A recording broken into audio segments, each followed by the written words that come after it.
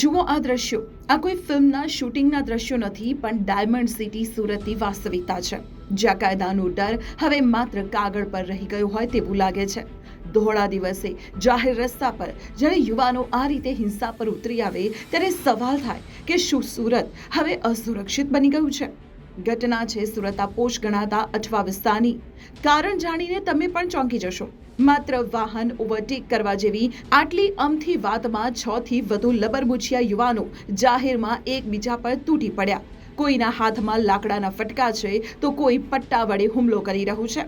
એકબીજાના વાળ ખેંચવા, લાતો મારવી અને ગાળાગાળી કરવી, આ બધું જ થઈ રહ્યું છે જાહેર રસ્તા પર સેંકડો લોકોની હાજરીમાં.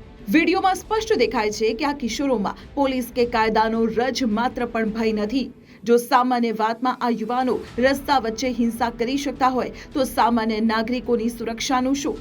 શું આજના યુવાનોમાં સહનશક્તિ જતી રહી છે કે પછી તેમને લાગે છે કે કાયદો તેમના ખિસ્સામાં છે? આ વિડીયોમાં દેખાતા તત્વો પર ક્યારે કડક કાર્યવાહી થશે? આવા લુખ્ખા તત્વોને કાયદાનું ભાન કરાવવું હવે અનિવાર્ય છે. તમને શું લાગે છે, સુરતની કથળતી કાયદો વ્યવસ્થા માટે જવાબદાર કોણ છે? કમેન્ટમાં જણાવો.